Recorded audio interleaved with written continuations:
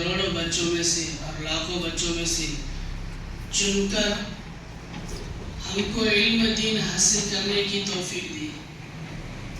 اور اللہ رب العزت کا احسان ہم پر یہ ہے کہ اللہ رب العزت نے ہمارے لیے مکاتب کا نظام چلایا. ہم دیکھیں گے دنیا میں اور بھی بچے ہیں جو گھوم رہے پھر رہے کھا رہے پی رہے، مگر ان کے پاس کوئی طریقہ نہیں ہے، ان کے پاس کوئی علم نہیں ہے، ان کے پاس اللہ کے نبی صلی اللہ علیہ وسلم کے سنتوں کا بھی علم نہیں ہے. تو اللہ نے ہمارے اوپر رحم کرا ہے نا، کیونکہ ایک حدیث میں ہے اللہ جس کے ساتھ رحم کا معاملہ، اللہ جس کے ساتھ احسان کا معاملہ فرماتے ہیں تو اللہ تعالیٰ اس کو اپنی دین کی سمجھ دیتے ہیں. اور دین کی سمجھ کیا ہے کہ ہم علم دین حاصل کریں، جو ہمارے اساتذہ مکاتب میں پڑھاتے ہیں، جو ہم کو نصیحت کرتے ہیں، جو ہم کو تھوڑا بہت مارتے ہیں اور بات بات پر ہم کو جو ڈانٹتے ہیں، تو وہ کس لیے ہوتا ہے؟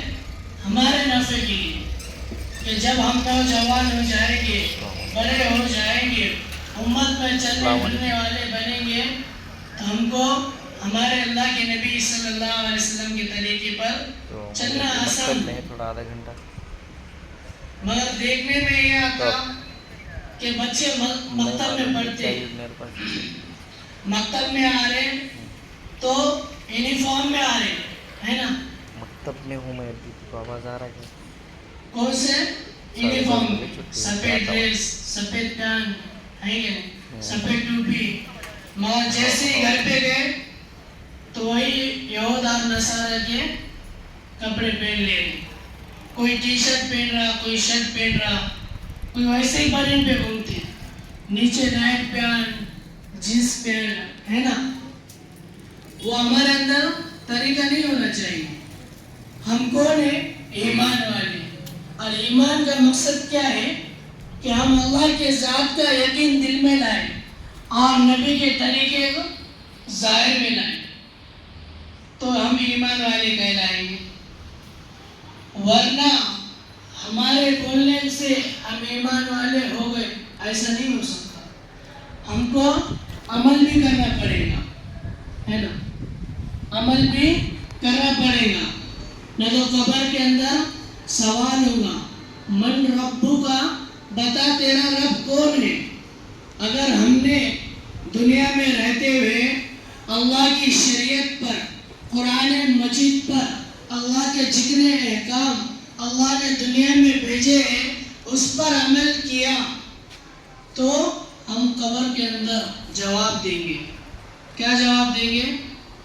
ربی اللہ، کہ ہمارا رب تو اللہ ہے. سمجھے؟ کیا کریں گے؟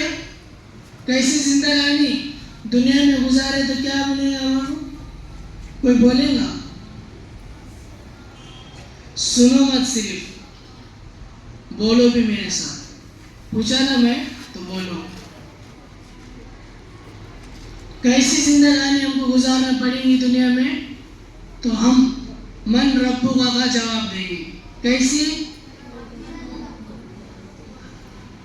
من ربو کا اگر فرشتے نے پوچھا تو ہم نے دنیا میں زندگانی اللہ کے حکم پر اور اللہ کے شریعت پر اور اسلام دین پر ہم نے جب زندگانی گزارے اور محمد رسول اللہ صلی اللہ علیہ وسلم کے طریقے پر زندگانی گزارے تو اللہ تعالیٰ ہمارے لیے آسانی کریں گے اور زبان سے نکلے گا ہمارے ربی اللہ، کہ ہمارا پالنے والا، ہم کو پیدا کرنے والا اور ہم کو دنیا میں زندہ رکھنے والا اور قبر کے اندر ہمارے لیے آسانی کرنے والا ہمارا ایک ہی رب ہے.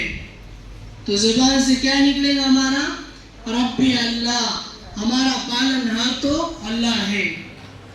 کیسی زندگانی گزارنے پر؟ بولو. دنیا کے اندر ہم نے کیسی زندگانی گزارنے پر قبر کے اندر ہمارے زبان سے کیا نکلے گا؟ ربی اللہ. کیسی زندگانی رہیں گی؟ بولو، تم بھی بولو. سمجھ میں تو آ رہا نا؟ جب ہم اللہ کے حکم پر زندگانی گزاریں گے تو ہمارے زبان سے خود نکلے گا. پھر دوسرا سوال ہوگا من نبیوں کا، بتا تیرے نبی کون ہے؟ بتا تیرے نبی کون ہے؟ تو ہم کیا کریں گے؟ قبر کے اندر جب ہمارے اعمال ہمارے ساتھ رہیں گے، نہ مال اور دولت رہیں گی، نہ کوئی ہمارا دوست ہمارے ساتھ رہے گا، نہ ماں باپ ساتھ رہیں گے، تنہا اکیلے رہیں گے. جب فرشتہ پوچھے گا من نبیوں کا، بتا تیرے نبی کون ہے، ہم کیا بولیں گے؟ کیا جواب دیں گے؟ میرے پیارے بچوں، یاد رکھو، تم کو مکتب کے اندر مارتے اور جو تم کو ڈانٹتے ہیں، یہ تمہاری زندگانی کے لیے ڈانٹتے ہیں.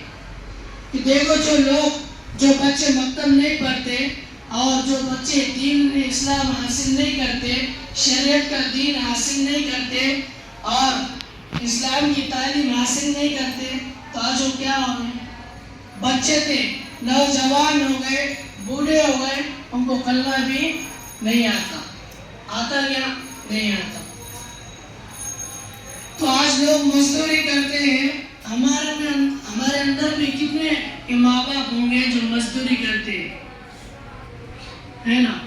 مگر ان کو کیا سوچ رہے ہیں کہ میرا بچہ میری طرح مزدور نہ بنے، میرا بچہ میری طرح کام کرنے والا نہ بنے، بلکہ میرا بچہ دیندار اور اللہ کے احکام پر چلنے والا بنے، نبی کے طریقے پر چلنے والا بنے. میری بچی حضرت فاطمہ کے طریقے پر چلنے والی بنے، حضرت خدیجہ کے طریقے پر چلنے والی بنے. اس لیے ہم کو مکاتب کے اندر بھیجتے. سمجھے؟ اور جو دوسرا سوال جو کریں گے فرشتے، من نبیوں کا، بتا تیرے نبی کون ہے، تو اس کے لیے ہم کو زندہ